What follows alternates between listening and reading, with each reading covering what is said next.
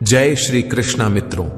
गीता में श्री कृष्ण कहते हैं कि भगवान कभी भी पहले से किसी का भाग्य लिखकर नहीं भेजते हैं। किसी भी व्यक्ति की सोच, व्यवहार और कर्म से ही उसका भाग्य निर्धारित होता है। मित्रों, आपके मन में कभी ना कभी यह सवाल जरूर आया होगा कि हमारा भाग्य कौन लिखता है। यह प्रश्न युगों युगों से मानवता को उलझाए हुए है। भाग्य, जिसे कई लोग जीवन की घटनाओं और परिस्थितियों का एक पूर्व निर्धारित क्रम मानते हैं, क्या सचमुच किसी अदृश्य शक्ति द्वारा लिखा जाता है या फिर यह हमारे कर्म, प्रयास और संकल्पों का परिणाम है? प्राचीन काल से लेकर आधुनिक युग तक विभिन्न धर्मों, दार्शनिकों और विचारकों ने इस विषय पर अपने अपने दृष्टिकोण प्रस्तुत किए हैं। हिंदू धर्म में भाग्य को कर्म से जोड़ा गया है। यह माना जाता है कि हमारे पिछले जन्मों के कर्मों का प्रभाव वर्तमान जीवन में हमारे भाग्य को निर्धारित करता है। लेकिन कई लोग यह भी महसूस करते हैं कि कई घटनाएं ऐसी होती हैं जिन पर हमारा कोई नियंत्रण नहीं होता। जन्म, परिवार, परिस्थितियां, क्या ये हमारे चुने हुए हैं या फिर किसी बड़ी शक्ति का खेल? भाग्य और कर्म का यह द्वंद्व सदियों पुराना है। जब जीवन में कठिनाइयां आती हैं तो अक्सर हम इसे भाग्य का दोष मानते हैं। लेकिन क्या यह आसान रास्ता चुनना है? क्या सचमुच हमारा भाग्य केवल ईश्वर या किसी अन्य शक्ति द्वारा लिखा गया है, या फिर हम अपने कर्मों और प्रयासों से इसे बदल सकते हैं? आधुनिक मनोविज्ञान और विज्ञान इस बात पर जोर देते हैं कि इंसान का भाग्य उसके दृष्टिकोण और मानसिकता से बनता है। आप जो सोचते हैं वही बनते हैं। यह कथन हमें बताता है कि हमारे विचारों की शक्ति असीम है। यदि हम सकारात्मक सोच रखते हैं और अपने लक्ष्यों की ओर बढ़ते हैं तो हम अपनी वास्तविकता को बदल सकते हैं। तो भाग्य क्या है? शायद यह हमारे कर्म और परिस्थितियों का मिश्रण है। शायद यह ईश्वर का आशीर्वाद है या फिर केवल हमारा दृष्टिकोण। इस सवाल का उत्तर हर व्यक्ति के लिए अलग हो सकता है। लेकिन एक बात निश्चित है, हमारा आज का प्रयास और सोच हमारे भविष्य को आकार देते हैं। तो आइए इस रहस्यमय यात्रा पर चलते हुए यह समझने की कोशिश करें कि हम किस हद तक अपने भाग्य के लेखक हैं और किस हद तक वह पहले से ही लिखा हुआ है। नमस्कार मित्रों, आप सभी का हमारे चैनल में हार्दिक स्वागत है। हम आपसे आग्रह करते हैं कि इस वीडियो को अंत तक जरूर देखें और अगर आपको हमारा यह प्रयास पसंद आए तो वीडियो को लाइक करें और नीचे कमेंट में जय श्री राधे कृष्ण लिखें। साथ ही हमारे चैनल को सब्सक्राइब करें और बेल आइकन को दबाएं ताकि हमारे नए प्रेरणादायक वीडियो सबसे पहले आपके पास पहुंचे। तो चलिए दोस्तों, आगे बढ़ते हैं। बहुत समय पहले एक सुंदर राज्य था जिसका नाम रामपुर था। इस राज्य का राजा धर्मवीर एक अत्यंत न्यायप्रिय और धर्मपरायण शासक था। राजा अपने राज्य में सुख और समृद्धि लाने के लिए कड़ी मेहनत करता था और उसका एक ही उद्देश्य था, अपनी प्रजा के जीवन को शांतिपूर्ण और खुशहाल बनाना। परंतु जितना वह प्रयास करता उतनी ही बार वह जीवन की अनिश्चितताओं और भाग्य के खेल को देखकर चिंतित हो जाता था। राजा ने अपनी प्रजा के बीच कई बार देखा कि कुछ लोग कड़ी मेहनत और अच्छे कर्म करने के बाद भी दुखी और कष्ट में रहते हैं, जबकि कुछ लोग बिना किसी विशेष प्रयास के सुखी जीवन व्यतीत करते हैं। इन परिस्थितियों ने राजा के मन में एक गहरी शंका उत्पन्न कर दी। क्या भाग्य का लेखा पहले से ही तय होता है या इसे इंसान अपने कर्मों से बना सकता है? राजा धर्मवीर का मन इस सवाल में उलझ गया था और वह इसका उत्तर जानने के लिए बेचैन था। राजा ने अपने दरबार के सभी ज्ञानी और विद्वान पंडितों से इस प्रश्न का उत्तर पाने की कोशिश की, परंतु कोई भी संतोषजनक उत्तर नहीं दे सका। तभी दरबार के एक पुराने मंत्री ने सुझाव दिया, महाराज, राज्य के बाहर एक आश्रम है जहां एक महान गुरु जी निवास करते हैं। कहा जाता है कि वे जीवन के गहरे रहस्यों को जानते हैं और उनके पास हर प्रश्न का उत्तर है। यदि आप उनसे सवाल का समाधान चाहते हैं तो आपको उनके पास जाना चाहिए। राजा धर्मवीर ने तुरंत निश्चय किया कि वह गुरु जी के पास जाएंगे और इस प्रश्न का उत्तर जानेंगे। अगले ही दिन वह अपने कुछ सेवकों और मंत्रियों के साथ गुरु जी के आश्रम की ओर रवाना हो गए। गुरु जी का आश्रम जंगल के मध्य में स्थित था, जहां शांति और सौम्यता का वातावरण था। जैसे ही राजा आश्रम पहुंचे, उन्होंने देखा कि वहां अनेक लोग गुरु जी के दर्शन के लिए आए हुए थे और सभी की आंखों में एक अजीब सी चमक और संतोष था। राजा ने गुरु जी के सामने प्रणाम किया और अपनी शंका उनके सामने रखी। गुरुदेव, राजा ने विनम्रता से कहा, मेरे मन में एक गहरा प्रश्न है। मैं यह जानना चाहता हूं कि भाग्य का लेखा कौन लिखता है। क्या यह पहले से ही तय होता है या क्या हम इसे अपने कर्मों से बना सकते हैं? गुरु जी ने राजा की आंखों में गहरे धैर्य और जिज्ञासा को देखा और एक हल्की मुस्कान के साथ बोले, धर्मवीर, यह प्रश्न अत्यंत महत्वपूर्ण है। इसका उत्तर पाने के लिए जीवन और कर्म के गहरे अर्थ को समझना आवश्यक है। भाग्य का लेखा इंसान के कर्मों से ही लिखा जाता है, लेकिन इसे समझने के लिए मैं तुम्हें मार्गदर्शक कहानियां सुनाता हूं। ये कहानियां तुम्हारे प्रश्न का उत्तर देंगी। गुरु जी ने राजा को एक पुरानी कहानी सुनाई जो एक गरीब ब्राह्मण की थी। यह ब्राह्मण अत्यंत ईमानदार और साधु प्रवृत्ति का था। उसने जीवन भर तपस्या, पूजा और ईमानदारी से जीवन बिताया था। वह कभी किसी के प्रति द्वेष या दुर्भावना नहीं रखता था और हमेशा धर्म के मार्ग पर चलता था। परंतु उसकी स्थिति बेहद दयनीय थी। उसका परिवार अत्यंत गरीबी में जी रहा था। ब्राह्मण ने सोचा, मैंने जीवन भर अच्छे कर्म किए हैं, फिर भी मुझे इतना कष्ट क्यों मिल रहा है? क्या यह मेरा भाग्य है जिसे मैं नहीं बदल सकता? एक दिन ब्राह्मण ने अपने गांव के मंदिर में जाकर भगवान से प्रार्थना की। उसने कहा, हे प्रभु, मैंने हमेशा आपका नाम लिया है, सदैव अच्छे कर्म किए हैं, फिर भी मेरी स्थिति इतनी खराब क्यों है? क्या यह मेरा भाग्य है? क्या मेरा भाग्य कभी नहीं बदलेगा? तभी मंदिर में एक साधु आया। वह ब्राह्मण की प्रार्थना सुन रहा था। साधु ने ब्राह्मण से पूछा, हे ब्राह्मण, तुम इतने दुखी क्यों हो?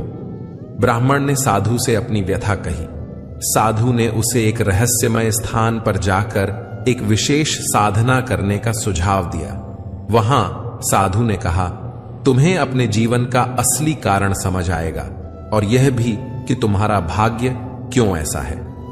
ब्राह्मण ने साधु की बात मानी और वह उस स्थान पर गया।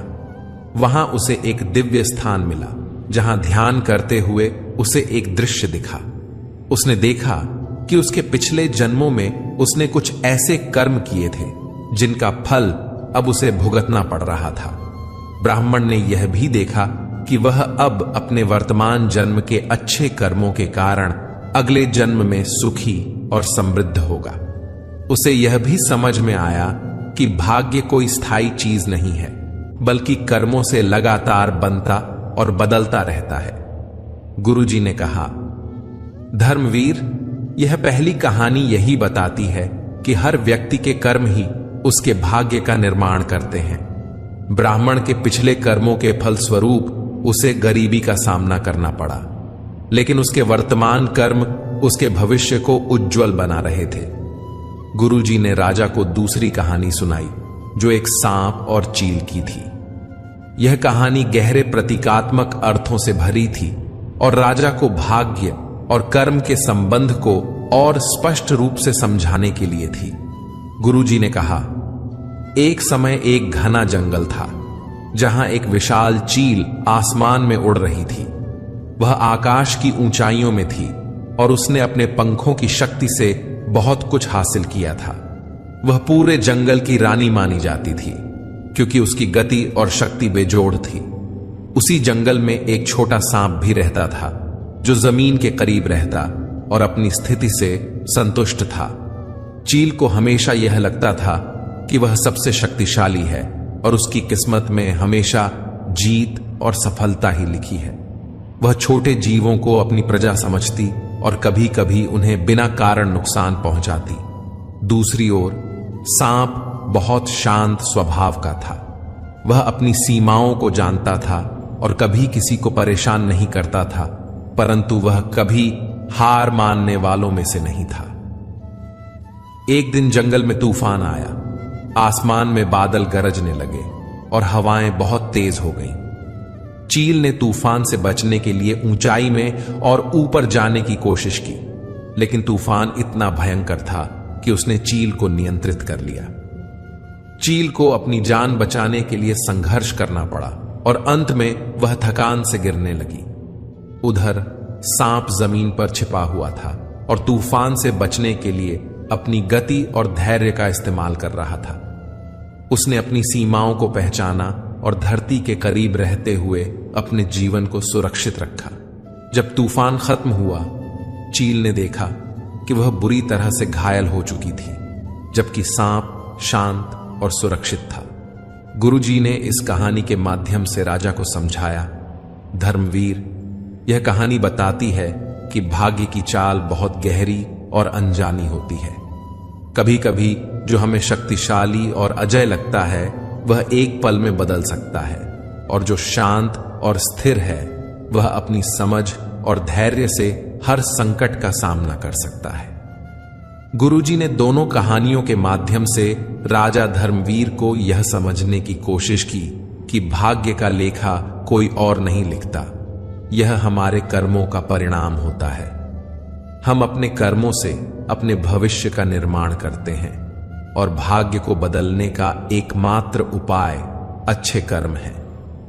भाग्य और कर्म एक दूसरे से जुड़े होते हैं और जीवन का सही मार्ग वही है जो हमें अपने कर्मों के प्रति जागरूक करता है। राजा धर्मवीर ने गुरुजी के चरणों में सिर झुकाया और कहा, गुरुदेव, आपने मेरी आंखें खोल दी। मैं अब समझ गया हूं कि जीवन में कर्म ही सबसे महत्वपूर्ण है और वही हमारा भाग्य लिखते हैं। गुरुजी ने आशीर्वाद देते हुए कहा, धर्मवीर, अब तुम अपने राज्य में कर्म का महत्व फैलाओ। लोगों को यह समझाओ कि उनका भाग्य उनके कर्मों पर निर्भर करता है और वे अपने अच्छे कर्मों से अपने जीवन को बदल सकते हैं। राजा धर्मवीर ने गुरुजी के निर्देशों का पालन करते हुए अपने राज्य में कर्म और धर्म का संदेश फैलाया। वह स्वयं भी अधिक से अधिक अच्छे कार्यों में संलग्न हो गए और उन्होंने अपनी प्रजा को भी सच्चे कर्मों के मार्ग पर चलने के लिए प्रेरित किया। राजा धर्मवीर को गुरुजी के उपदेशों ने भीतर तक प्रभावित किया था। वह वापस अपने महल की ओर लौटे, लेकिन उनके हृदय और मस्तिष्क में अब एक नई दृष्टि, नई समझ और गहरा संतोष था। अब उन्हें यह भलीभांति ज्ञात हो गया था कि भाग्य कोई स्थायी और अपरिवर्तनीय शक्ति नहीं है, बल्कि इसे इंसान के कर्म ढालते हैं। महल लौटते ही राजा ने अपने मंत्रियों और दरबारियों को एक विशेष सभा के लिए बुलाया। उन्होंने अपनी प्रजा के बीच यह संदेश फैलाने का आदेश दिया कि कर्म ही भाग्य का निर्माण करते हैं और हर व्यक्ति को अपने कर्मों का महत्व समझना चाहिए। राजा धर्मवीर ने अपने राज्य के लिए कई योजनाएं बनाई, जिनमें उन्होंने यह सुनिश्चित किया कि हर नागरिक को अपने अच्छे कर्म करने का अवसर मिले। वह हमेशा न्याय और धर्म के मार्ग पर चलते थे, लेकिन अब उनके भीतर एक नई गहराई थी जो उनके प्रत्येक निर्णय में स्पष्ट झलकती थी। कुछ महीनों बाद राजा धर्मवीर को फिर से गुरुजी से मिलने की इच्छा हुई। उन्हें इस बार और भी गहरे प्रश्न सता रहे थे। उन्होंने सोचा कि अब समय आ गया है कि वह गुरुजी से जीवन और मृत्यु के रहस्यों के बारे में जाने। राजा एक बार फिर गुरुजी के आश्रम पहुंचे। आश्रम में पहुंचते ही उन्होंने देखा कि वहां अब और भी अधिक लोग आ चुके थे। गुरुजी का आशीर्वाद और ज्ञान दूर दूर तक फैल चुका था। गुरुजी ने राजा को आते देखा और मुस्कुराते हुए उनका स्वागत किया। धर्मवीर, गुरुजी ने कहा, मैं देख रहा हूं कि तुम अब कर्म और भाग्य के सिद्धांत को समझने लगे हो, लेकिन मैं जानता हूं कि अभी भी कुछ प्रश्न तुम्हारे मन में हैं। क्या तुम उनसे मुक्त होना चाहते हो? राजा ने सिर झुकाते हुए कहा, गुरुदेव, आपके आशीर्वाद से मैं कर्म के महत्व को समझ गया हूं, परंतु अब मेरे मन में जीवन और मृत्यु के रहस्य को जानने की जिज्ञासा है। क्या मृत्यु भी भाग्य का एक हिस्सा होती है? क्या हम अपनी मृत्यु को भी अपने कर्मों से प्रभावित कर सकते हैं? गुरुजी ने कुछ क्षणों तक राजा को ध्यान से देखा और फिर बोले, धर्मवीर, यह एक अत्यंत गूढ़ प्रश्न है। जीवन और मृत्यु के चक्र को समझना आसान नहीं है, परंतु मैं तुम्हें इस प्रश्न का उत्तर एक आसान कहानी के माध्यम से दूंगा। गुरुजी ने राजा को एक प्राचीन कथा सुनाई, जिसमें एक राजा और एक साधु की कहानी थी। यह कहानी एक महान राजा की थी, जो अपने राज्य में अत्यंत समृद्ध और ऐश्वर्य का जीवन जी रहा था। उसके पास धन, संपत्ति और शक्ति की कोई कमी नहीं थी, परंतु वह राजा मृत्यु के भय से अत्यधिक परेशान था। उसे यह चिंता सताती रहती थी कि एक दिन वह सब कुछ खो देगा और उसे मृत्यु का सामना करना पड़ेगा। एक दिन राजा ने अपने दरबार के सभी ज्ञानी पंडितों और साधुओं को बुलाया और उनसे पूछा, क्या कोई ऐसा उपाय है जिससे मैं मृत्यु से बच सकूं? मैं नहीं चाहता कि मृत्यु मेरी यात्रा को समाप्त करे। किसी भी विद्वान या साधु ने राजा को संतोषजनक उत्तर नहीं दिया। तब राजा ने एक साधु के बारे में सुना, जो बहुत ज्ञानी था और जीवन और मृत्यु के रहस्यों को जानता था। राजा उस साधु से मिलने के लिए निकला और कई दिनों की यात्रा के बाद उस साधु के आश्रम में पहुंचा। साधु ने राजा का स्वागत किया और उसकी समस्या सुनी। राजा ने कहा, मुझे मृत्यु से अत्यधिक भय लगता है। मैं अमर होना चाहता हूं। क्या आप मुझे कोई ऐसा उपाय बता सकते हैं जिससे मैं अमर हो जाऊं? साधु ने मुस्कुराते हुए कहा, राजन, मृत्यु एक अटल सत्य है जिसे कोई भी टाल नहीं सकता। यह जीवन का अनिवार्य हिस्सा है, परंतु मैं तुम्हें एक ऐसा उपाय बता सकता हूं जिससे तुम मृत्यु से परे जा सकते हो। यह उपाय तुम्हें अमर नहीं बनाएगा, परंतु तुम्हें जीवन और मृत्यु के चक्र से मुक्त कर देगा। राजा उत्सुक हो गया और साधु से पूछा, वह उपाय क्या है? साधु ने कहा, तुम्हें अपने कर्मों को समझना होगा और जीवन को उसी रूप में स्वीकार करना होगा जैसे वह है। जब तुम अपने कर्मों के प्रति जागरूक हो जाओगे और उन्हें बिना किसी फल की इच्छा के करोगे, तब तुम मृत्यु के भय से मुक्त हो जाओगे। जीवन और मृत्यु केवल एक परिवर्तन है और इस परिवर्तन को समझने के लिए तुम्हें अपनी आत्मा के वास्तविक स्वरूप को पहचानना होगा। राजा ने साधु की बातों को गहराई से सुना। राजा ने समझा कि मृत्यु से डरने के बजाय उसे जीवन के हर पल को सार्थक बनाना चाहिए। उसने साधु की शिक्षाओं को अपने जीवन में लागू किया और धीरे धीरे मृत्यु का भय उसके मन से समाप्त हो गया। गुरुजी ने कहानी समाप्त करते हुए राजा धर्मवीर से कहा, धर्मवीर, जीवन और मृत्यु दोनों ही हमारे कर्मों से जुड़े होते हैं। मृत्यु का भय तभी समाप्त होता है जब हम जीवन के सच्चे अर्थ को समझ लेते हैं। भाग्य और कर्म का लेखा हमारी आत्मा के विकास के लिए होता है और मृत्यु केवल एक नया अध्याय है। राजा धर्मवीर ने गुरुजी के इस उपदेश को भी अपने हृदय में उतार लिया। उन्होंने यह समझा कि जीवन के हर पल में अच्छे कर्म करने चाहिए, क्योंकि यही वह चीज है जो इंसान को मृत्यु के बाद भी जीवित रखती है। उसके कर्म और उसके द्वारा किए गए कार्यों का प्रभाव ही अमर होता है। मृत्यु केवल शरीर का अंत है, आत्मा का नहीं। गुरुजी से इन गहन शिक्षाओं को प्राप्त करने के बाद राजा धर्मवीर ने अपने राज्य में एक नया सुधार शुरू किया। उन्होंने अपने जीवन को पूरी तरह से धर्म, न्याय और सेवा के मार्ग पर समर्पित कर दिया। वह अपने राज्य की प्रजा के लिए एक आदर्श बन गए। और उनके राज्य में सद्भाव और समृद्धि फैलने लगी। राजा धर्मवीर ने अपने कर्मों के माध्यम से यह सिद्ध कर दिया कि भाग्य का लेखा कोई अन्य नहीं लिखता, बल्कि इंसान के कर्म ही उसका भाग्य निर्धारित करते हैं। उन्होंने यह भी समझा कि जीवन और मृत्यु का चक्र अटल है और इसे स्वीकार करना ही सच्चा ज्ञान है। गुरुजी के आशीर्वाद से राजा ने अपने जीवन में हर कदम को ध्यानपूर्वक और धर्मपूर्वक रखा और अंततः उन्होंने अपनी आत्मा की शांति और संतोष प्राप्त किया। राजा धर्मवीर की यह यात्रा भाग्य, कर्म और जीवन के गहरे रहस्यों को समझने की थी। गुरुजी के मार्गदर्शन से उन्होंने न केवल भाग्य का रहस्य जाना, बल्कि जीवन के सच्चे अर्थ को भी समझा। यह कहानी हमें यह सिखाती है कि हमारे कर्म ही हमारे भाग्य का निर्माण करते हैं। जीवन और मृत्यु के चक्र को समझकर हम सच्ची शांति प्राप्त कर सकते हैं। भाग्य का लेखा कौन लिखता है, इसका उत्तर गुरुजी के शब्दों में है। भाग्य तुम्हारे कर्मों का ही परिणाम है। लेकिन भाग्य के बारे में यह सवाल सदियों से मानव मस्तिष्क में उठता रहा है। क्या हमारा भाग्य पहले से तय होता है या हम इसे खुद बनाते हैं? हमारे जीवन की राह कितनी भी जटिल क्यों ना हो, यह सवाल हमेशा हमारे मन में रहता है।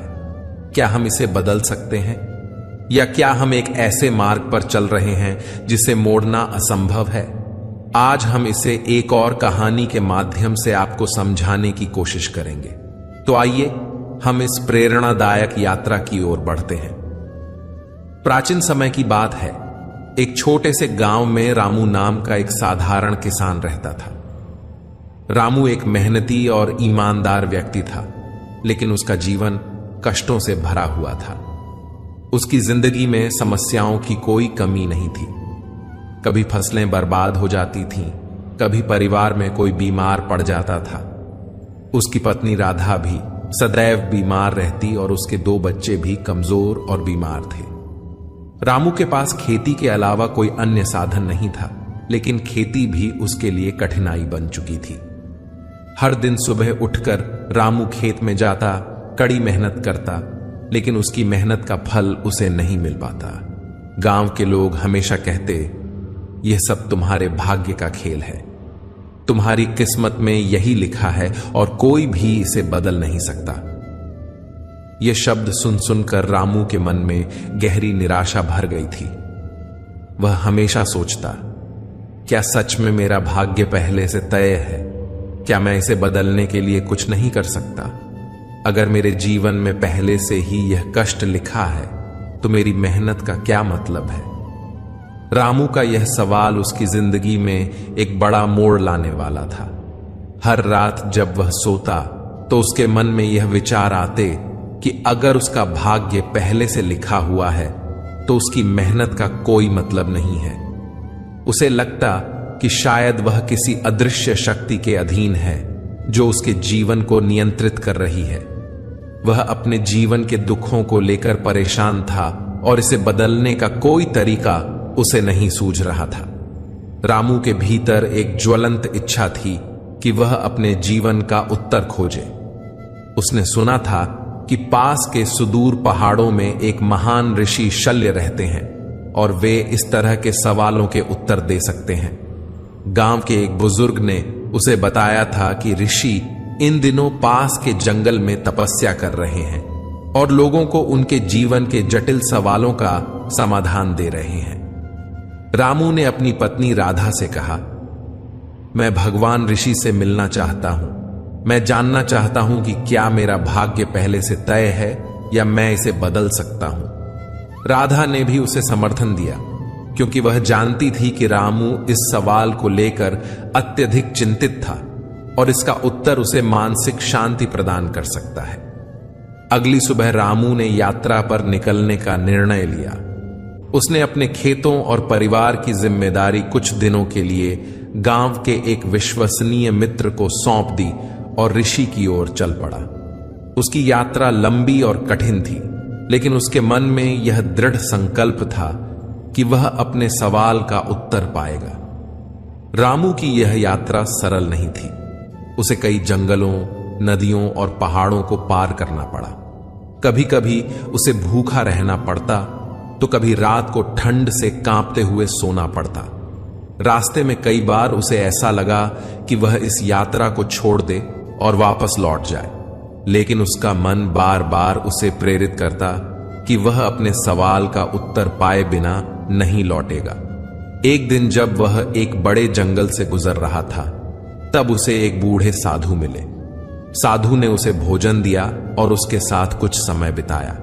साधु ने रामू से उसकी यात्रा का उद्देश्य पूछा। रामू ने साधु को अपनी परेशानी और सवाल के बारे में बताया। साधु ने उसकी बात सुनकर कहा, तुम सही रास्ते पर हो पुत्र। ऋषि शल्य ही तुम्हें इसका उत्तर दे सकते हैं, लेकिन याद रखना उत्तर तुम में ही है। ऋषि तुम्हें केवल मार्ग दिखा सकते हैं। कई दिनों की यात्रा के बाद रामू अंततः ऋषि शल्य के आश्रम पहुंचा। आश्रम एक शांतिपूर्ण स्थान था, जहां हर तरफ हरियाली थी और एक अद्वितीय शांति का अनुभव हो रहा था। वहां बहुत सारे लोग पहले से मौजूद थे, जो ऋषि के प्रवचनों को सुन रहे थे। रामू ने ऋषि के दर्शन करने का अवसर पाया। जैसे ही वह ऋषि के पास पहुंचा, उसकी आंखों में एक अजीब सी चमक थी, मानो उसे अपनी सारी समस्याओं का हल मिलने वाला हो। रामू ने विनम्रता से ऋषि को प्रणाम किया और कहा, भगवन, मैं रामू हूं। मेरा जीवन कष्टों से भरा है। लोग कहते हैं कि यह सब मेरे भाग्य का लिखा है। क्या मेरा भाग्य पहले से तय है? क्या मैं इसे बदलने के लिए कुछ भी नहीं कर सकता? ऋषि ने शांत स्वर में कहा, रामू, तुम्हारा सवाल गहरा है और इसका उत्तर तुम्हारे भीतर ही छिपा है। लेकिन मैं तुम्हें एक कहानी सुनाता हूं जो तुम्हारे सवाल का उत्तर देगी। ऋषि ने रामू को एक सरल लेकिन गहरे अर्थ वाली कहानी सुनाई। उन्होंने कहा, रामू, मान लो कि तुमने एक बीज बोया है। अब यह बीज एक पौधा बनेगा और फिर एक बड़ा वृक्ष। लेकिन यह वृक्ष कैसा होगा, यह इस बात पर निर्भर करता है कि उसे कितना पानी, सूरज की रोशनी और देखभाल मिलती है। अगर बीज को सही समय पर पानी मिलता है तो वह मजबूत वृक्ष बनेगा, अगर नहीं तो वह सूख जाएगा।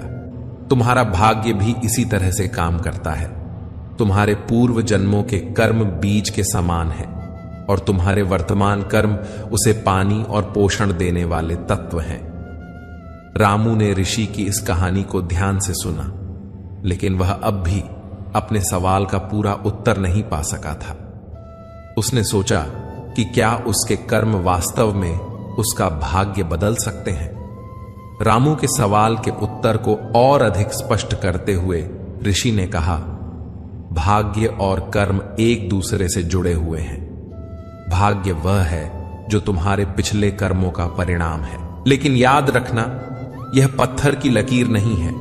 तुम्हारे वर्तमान कर्म तुम्हारे भविष्य का निर्माण कर सकते हैं। अगर तुम सही दिशा में कर्म करोगे तो तुम्हारे जीवन में बदलाव अवश्य आएगा।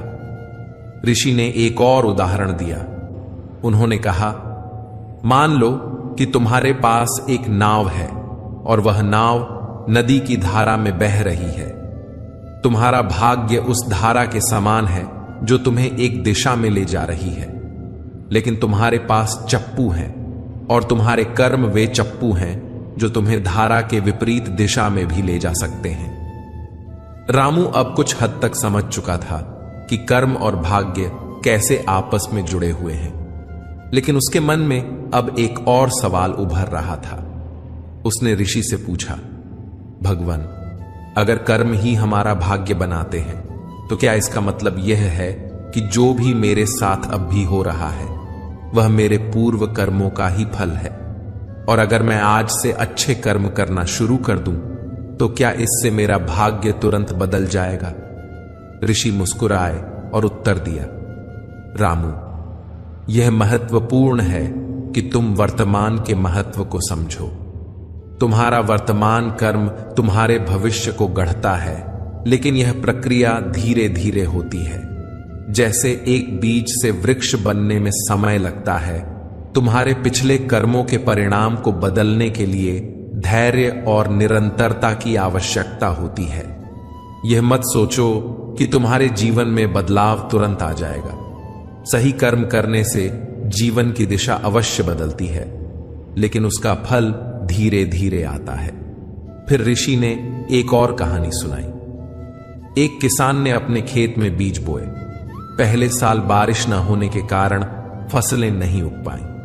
किसान निराश हो गया और सोचा कि यह उसका भाग्य है, लेकिन उसने हार नहीं मानी। अगले साल उसने फिर से बीज बोए और इस बार बारिश सही समय पर हुई। उसकी मेहनत रंग लाई और उसे अच्छी फसल मिली। किसान का यह अनुभव दिखाता है कि कर्म लगातार करना होता है, भले ही उसका फल तुरंत न मिले। रामू के मन में अब भी यह सवाल बना हुआ था कि क्या अतीत के कर्मों को पूरी तरह से बदला जा सकता है। उसने ऋषि से कहा, भगवान, अगर मेरे पिछले कर्म ही मेरे वर्तमान दुखों का कारण है, तो क्या मैं उन्हें पूरी तरह से बदल सकता हूं, या क्या मुझे केवल अपने वर्तमान और भविष्य पर ध्यान केंद्रित करना चाहिए। ऋषि ने गहरी सांस ली और कहा, रामू, अतीत को बदलना संभव नहीं है।